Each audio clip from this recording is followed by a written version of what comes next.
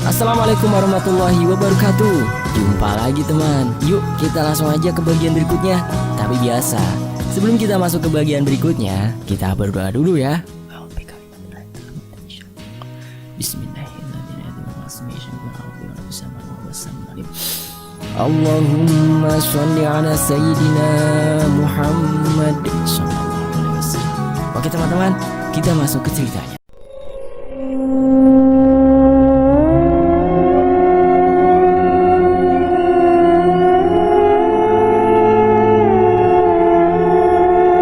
Kesunyian yang dalam tiba-tiba tersentak saat jam dinding berdentang dengan suara yang mengejutkan. Lebih keras dari yang biasanya, meninggalkan gaung memanjang di ruang depan yang sempit. Beberapa orang lelaki tengah duduk membentuk sebuah lingkaran. Gaung itu seperti bersatu dengan asap dupa dan kemenyan yang berada di tengah-tengah lingkaran. Meliuk-liuk meskipun tidak ada angin yang bertiup. Pintu terkunci rapat. Berikut jendela dan tirainya pun sama rapatnya. Pengap terasa bukan main. Dan asap kemenyan yang berpendar-pendar di atas ruangan itu, baunya sangat tidak enak. Seperti menyengat saluran pernafasan. Namun, tidak seorang pun yang bangkit untuk membuka tirai, lalu membuka jendela, agar hawa segar masuk ke dalam rumah. Sudah jam 10 malam. Salah satu dari mereka berbisik, pelan. Tapi begitu tiba-tiba, semua kepala tengadah menatap orang itu berpasang-pasang mata memancarkan kecemasan. Iya, sudah jam 10. Mengapa Sasongko belum juga datang? Keluh laki-laki yang usianya tergolong masih muda di dekat pintu keluar. Suaranya resah. Ia bergerak sedikit, gelisah. Ia baru saja akan membuka mulut untuk meneruskan keluhannya waktu sayup terdengar gonggongan anjing. Idam yang tadi pagi aku minta untuk menjemputnya sudah larut begini belum balik juga. Orang pertama tadi yang berbicara ternyata Lek Karto, ketua RT di Sambirjo. Mungkin motornya mogok, Lek. Maklum motor tua, tanjakan kelipar kan lumayan tinggi. Seorang pemuda yang sedari tadi berdiam diri bersandar di tiang angkat bicara. Lek Karto dengan enggan ia bergumam. Sayang, sudah terlalu larut malam. Kalau masih terang, tentu aku minta kau susul si Idam. Ia menoleh pada pemuda yang duduk menyandar ke tiang. Lek Karto menyambung lagi. Mengapa tak kau buatkan kopi lagi, Kohar? Pemuda yang bernama Kohar itu menelan ludah. Matanya memandangi gelas demi gelas di depan mereka. Ada yang sudah kosong meninggalkan ampas di dasar gelas. Ada yang tinggal setengah, bahkan ada juga yang masih utuh. Belum seteguk pun disentuh. Tentunya sudah teramat dingin karena sudah dihidangkan sedari tadi sore. Ah, tidak usah repot-repot. Untung ada suara yang mendesah. Kohar menarik nafas lega, lalu sepi lagi. Seseorang yang duduknya paling dekat dengan pendupaan menambahkan batu kemenyan ke pendupaan. Berkeretekan bunyinya, beberapa memercik api, memecah kesunyian yang mencekam di ruangan itu. Suara bergemeretakan yang keras terdengar di luar rumah, diiringi lolongan anjing yang menyayat hati. Semua kepala tengadah lagi, kali ini menatap ke pintu. Apakah itu Sasongko dan Idam? Lek Karto berbisik keras, gemetar. Entah, Kohar menukas dengan kecut. Pergilah lihat. Lek Karto menatap tajam ke arah Kohar. Yang diperintah lalu menelan ludah berkali-kali. Pelan-pelan bangkit. Kakinya agak gontai waktu berjalan ke arah pintu. Di sana, ia tertegun sebentar. Dia mendengarkan, lantas menoleh ke belakang pada orang-orang yang masih duduk bersila di tempat masing-masing. Mereka juga memperhatikan dirinya, sehingga dengan segan Kohar memutar anak kunci dengan jari jemari gemetar dan suaranya tertahan di tenggorokan waktu terlonjak mundur. Yang lain terperanjat. Ada apa? Kohar menghela nafas panjang. Bukan apa-apa, hanya kaget. Sungutnya seraya berjalan lagi ke pintu. Ia lalu membukanya lebih lebar. Berpasang-pasang mata di belakangnya juga terbuka lebih lebar. Engsel pintu berdiri nyaring dan kemudian terhempas keras membentur tembok. Angin malam yang dingin bertiup masuk. Dua sosok tubuh berdiri tegak di muka pintu, seorang lelaki dan perempuan. Lelaki itu masih muda, usia 20 tahunan. Postur tubuh tinggi kurus, bibirnya yang tebal seperti tidak menutup dengan rapat karena terdesak dua gigi depan yang tampak mencuat tonggos. Sementara perempuan yang di sampingnya memiliki tubuh yang subur dengan raut muka yang pucat, terpoles bedak yang telah bercampur dengan keringat. "Aku Prapti, kakak mendiang Hartono, dan yang meninggal itu adik iparku." "Oh," cetus Kohar, lalu menyingkir memberi jalan. Kedua orang ini lantas melangkah masuk ke dalam rumah. Gerak-geriknya tenang, bahkan tampak lamban, sehingga bukan seseorang yang harus diperhatikan secara khusus.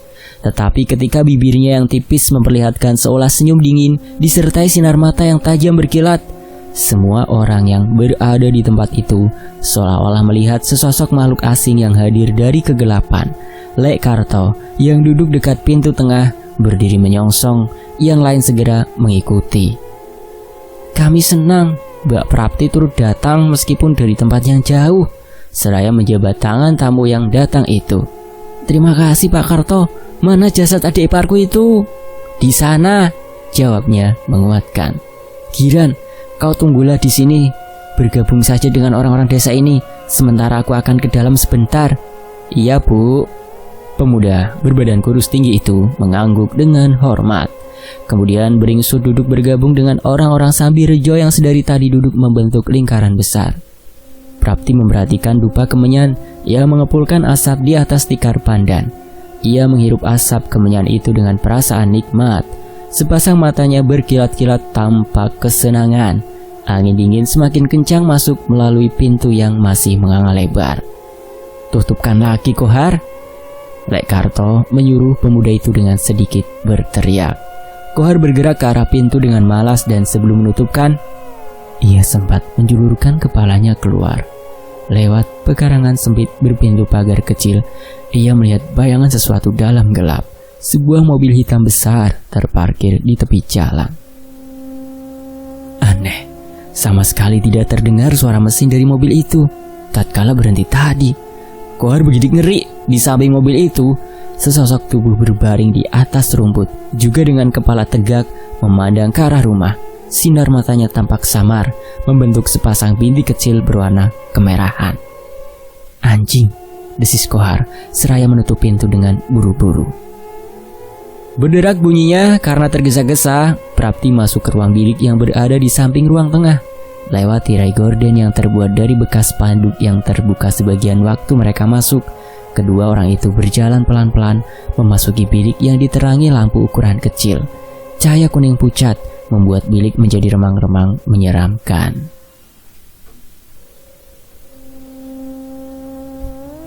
Di tengah bilik itu terdapat sebuah kasur berukuran kecil. Selendang batik tipis dari hasil beli di emper pasar menutupi sesosok tubuh mulai dari ujung kaki sampai ke ujung rambut. Bau kemenyan bercampur aduk dengan bunga-bunga yang berserakan di dekat kepala mayat. Prapti duduk bersimpuh diikuti oleh Lek Karto. Lalu dengan tangan gemetar, pelan-pelan wanita itu menyingkap ujung kain yang menutupi bagian kepala. Lek Karto pelan-pelan palingkan wajahnya ke tempat lain dengan mata terpejam. Di dekatnya Prapti memandang ke bawah dengan mata terbuka lebar. Mula-mula terlihat rambut hitam ikal, panjang, tergerai, disusul oleh dahi yang rengkah di bagian pelipis, meninggalkan bengkak berwarna merah kebiru-biruan. Di bawah alis tipis, pasang matanya melotot di antara kelopak-kelopak yang hancur, bercampur darah mengering. Lek Karto yang sudah pernah melihat hal itu tadi pagi tidak bisa menyembunyikan raut kesedihannya. Sepasang matanya tampak berkaca-kaca. Lek Karto mulai menangis meskipun ditahan, tapi isak tangis itu tetap saja keluar. Di sela-sela tangisnya itu ia berkata, "Perempuan yang malang, sangat malang." Prapti mengangguk-anggukkan kepalanya. "Malang, sangat malang. Bahkan saya sendiri yang hampir 5 tahun hidup bersama hampir tidak bisa mengenali paras wajahnya. Muka itu hampir rusak parah." Lek Karto sesenggukan. Nekat, jawabnya. Marni tidak bisa menahan diri. Tadi pagi buta, seperti biasa ia pergi ke pasar, menjual hasil bumi dengan sepeda jengki itu. Lek Karto tidak melanjutkan perkataannya. Hatinya begitu sedih. Meskipun Marni hanya tetangganya, akan tetapi semenjak kepergian Witri, anak bungsu, dan Hartono, sang suami, Marni tidak punya siapa-siapa lagi. Sementara anak sulungnya, Sasongko, telah bekerja di Ngelipar yang jaraknya bisa dikatakan jauh. Sehingga Marni sering berkeluh kesah dengan Mbok Pono yang tidak lain istri Lek Karto. Apa yang dilakukan oleh Marni, Pak Karto? Ia bunuh diri. Bunuh diri? Iya, menabrakkan diri pada saat bus besar itu melaju dengan sangat cepat di ujung jalan besar di sana. Ada orang yang melihat Marni berdiri begitu lama di tepi jalan besar. Sepedanya masih dipegang di sebelahnya. Mula-mula disangka mau menyeberang, sampai bus itu datang dan Marni tiba-tiba melempar sepeda itu, lalu berlari ke arah bus itu datang. Tubuhnya langsung disambar bus hingga terpental belasan meter. Prapti manggut-manggut, diam. Sejurus kemudian, malam ini juga aku akan membawanya ke Muntilan, ke desa tempat kelahirannya. Lek Karto tertengadah, memandangi wajah Prapti. Pandangan matanya tampak tidak senang. Ucapannya terdengar getir dan pasrah. Kami sengaja membiarkan di sini tidak menguburkan dahulu karena menunggu anak sulungnya. Entah mengapa sampai saat ini anak itu belum juga pulang. Aku juga keluarganya, Pak Karto. Mata Prapti mendelik merah. Masalah Sasongko serahkan padaku. Jika anak itu nanti pulang, suruh dia pergi ke Muntilan menemuiku. Bude Prapti. Memang tujuanku juga ingin mengajak anak itu pulang ke Muntilan, biar ada yang menjaga dan mengurusnya. Dia punya banyak saudara di Muntilan. Lek Karto memandang Prapti dengan perasaan sedikit heran. Matanya beradu dengan sepasang mata perempuan gemuk yang bersinar ganjil itu. Dengan kecut, Lek Karto bangkit lalu memanggil orang-orang di ruang depan. Bersama-sama mereka masuk ke dalam. Enggan. Bersama-sama pula mereka pindahkan mayat yang sudah rusak wajah dan bagian-bagian tubuhnya itu ke dalam mobil yang terparkir di depan pekarangan. Selesai melakukan tugasnya, orang-orang itu berlalu ke ruang depan. Aku harus segera pamit diri, Pak Karto. Kasihan jasad Marni kalau terlalu lama dibiarkan. Lek Karto hanya mengangguk lemah. Orang tua itu berjalan mengiringi langkah Prapti. Beberapa orang serentak berdiri ikut mengiringi sampai di dekat mobil hitam itu. Perempuan gemuk itu tersenyum sembari berkata, sampaikan salamku pada Sasongko saat dia pulang nanti. Sampaikan pesanku, ditunggu Bude Prapti di Muntilan. Pemuda kurus yang merupakan sopir Prapti segera beranjak dari tempat berdirinya. Bergegas ia buka pintu kiri bagian depan. Prapti segera membenamkan diri di dalam mobil. Setelah majikannya duduk dengan nyaman di samping kemudi, si sopir yang bernama Giran segera menutupkan pintu dengan cara yang sama sopannya, mengangguk hormat, kemudian masuk dan duduk di belakang kemudi. Di belakang, membujur sesosok jasad Marni, dia membeku berselimutkan kain jarik. Kemudian mobil hitam itu berlalu, diikuti oleh pandangan Lek Karto dan beberapa pasang mata penduduk desa Sambirjo. Lelaki parubaya itu memperhatikan mobil Prapti yang membawa jasad Marni tengah membelok di sebuah tikungan tajam. Lampu belakangnya menyala merah lebih terang karena injakan pedal rem. Lalu cahaya dari lampu mobil tidak terlihat lagi, tertutup kerapatan pohon di ujung jalan sana. Diam-diam Lek Karto menyesal. Mengapa tidak bersikeras menahan agar orang itu tidak membawa jasad Marni? Ia tarik nafas dalam-dalam, bergegas masuk ke dalam rumah. Beberapa orang mengikuti langkahnya. Di saat malam itu, nasib sial melemparkan Sasongko ke kantor polisi. Sungguh menyedihkan pemuda ini. Dia bahkan sama sekali tidak tahu kalau ibunya telah meninggal menjadi jenazah. Saat itu hari telah memasuki senja. Semburat sinar merah matahari terlihat di ufuk barat. terlihat serombongan burung yang terbang melintas di atas pucuk-pucuk pepohonan hutan. Sepertinya akan segera pulang ke sarangnya setelah seharian mencari makan. Pagi tadi, Sasongko berniat untuk pulang. Akan tetapi, oleh atasannya diberi izin kalau sudah menyelesaikan laporan dan tanggung jawabnya hari ini. Sehingga baru sore ini semuanya selesai dan beres. Dari kawasan hutan di kaki bukit Dusun Lipar, Sasongko naik ojek ke arah pinggir jalan besar. Turun di tepi jalan yang banyak penjual oleh-oleh berderet-deret sampai puluhan meter. Pemuda itu tampak memperhatikan deretan penjual-penjual itu. Ada yang menjual makanan, buah-buahan, ubi rambat, tiwul, dan beberapa souvenir sederhana dari ukiran kayu. Diayunkannya langkah itu ke arah penjual buah-buahan. Dibelinya 2 ikat apel yang dikemas dalam sebuah jaring kecil berwarna kuning. Tentu, ibu akan senang dengan apel-apel ini, bisik hati Sasongko, karena ia tahu Marni sangat doyan buah apel. Sasongko tersenyum teringat tatkala ibunya tengah berbicara kepadanya.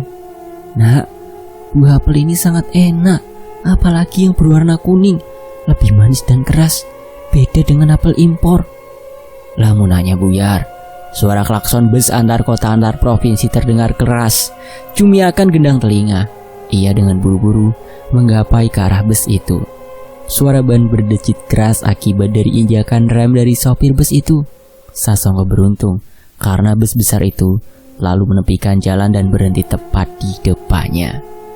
Sasongko segera naik melewati undak-undakan yang hanya 3 trap itu untuk masuk ke dalam bus besar itu, dan ia mengambil kursi bersebelahan dengan sopir agar tidak terlalu jauh jika nanti turun. Sasongko mengagumi keterampilan sopir-sopir bus antar kota antar provinsi yang kadang-kadang mampu bermanuver meliuk-liuk di tanjakan dan tikungan tajam.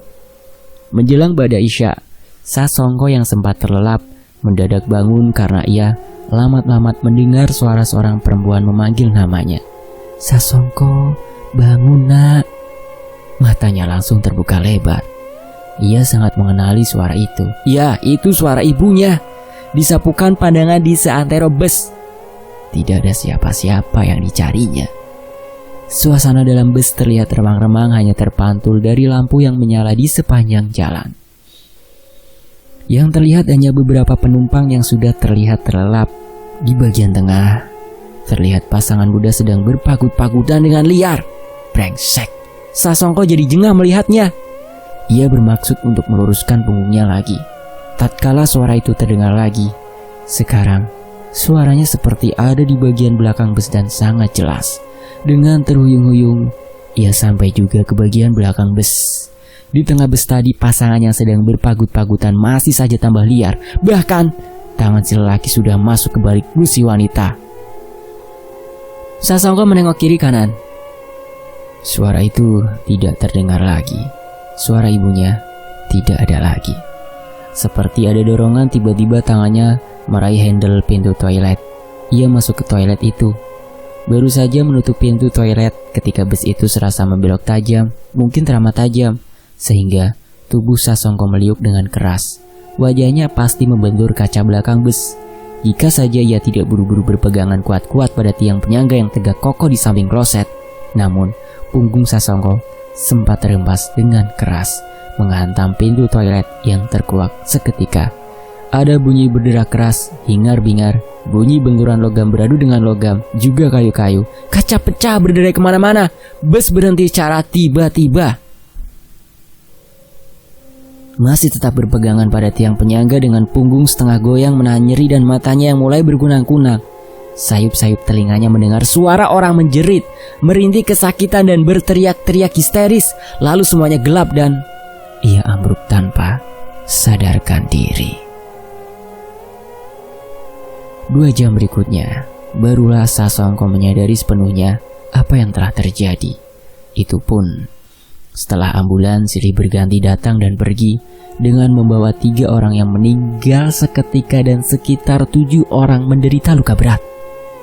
Sasongko dan beberapa orang lainnya yang mengalami luka ringan telah selesai dirawat di pos perawatan darurat. Ia melihat jalanan yang tadi sepi dan sunyi diramaikan oleh kerumunan penduduk. Sejumlah polisi dibantu beberapa orang sibuk mengatur lalu lintas yang macet. Lampu-lampu sorot mobil polisi dibantu lampu-lampu Petromax menerangi bus yang semula ditumpangi Sasongko. Bagian depan bus ringsek berat, bagian sisi sebelah kiri terpapas habis. Bak belakang sebuah truk yang tadi berbenturan dengan kepala bus hancur berantakan. Menurut pembicaraan yang sempat didengar oleh Sasongko, konon truk itu mendadak berhenti karena tiba-tiba ada bayangan 5 orang anak kecil yang tengah bermain-main di bak belakang. Setahu dia, di bak belakang itu kosong. Lalu kernetnya baru saja melompat turun untuk melihat siapa adanya anak-anak kecil itu. Seketika saja ada bus dengan kecepatan penuh memasuki belokan tajam di mana truk itu terhenti. Si kernet tubuhnya hancur tergencet tak tentu rupa. Innalillahi. Sasongko begidik mendengar cerita itu. Pikirannya teringat lagi dengan mayat kepala hancur yang ditemuinya dini hari tadi di tengah hutan kaki bukit. Sasongko begidik lebih hebat lagi sewaktu dengan bantuan siraman cahaya lampu sorot matanya menangkap bagian depan sebelah dalam kepala bus. Salah satu tonggak kayu pecahan bak belakang truk masih mengunjam di kap depan bus yang berlipat-lipat mengerikan. Ujung runcing kayu itu menembus ke dalam dan menembus terus ke sebuah sandaran kursi. Ya, kursi di sebelah sopir. Kursi yang beberapa detik sebelumnya peristiwa naas itu terjadi ditinggalkan oleh Sasongko karena mendengar bisikan suara ibunya berkali-kali. Seketika wajah Sasongko memucat seperti kertas. Suara ibu menolongku terhindar dari kematian, desisnya perlahan. Di kantor polisi setempat, di sela-sela pemeriksaan darurat oleh para petugas, para penumpang yang selamat untuk dimintai keterangan atau kesaksian, Sasongko berkali-kali menghela nafas. Tubuh dan pikirannya serasa letih dan capek sekali. Sasongko kemudian rebah di sebuah bangku panjang di ruangan itu. Berbantalkan tas ransel berisi pakaian, ia terpaksa harus menunggu sampai besok pagi tiba dan mencegat bus yang masih mungkin menampung penumpang tambahan. Sementara itu, lebih baik mata dipejamkan. Barangkali dengan tidur sejenak bisa sedikit mengurangi kepenatan badan dan batinnya.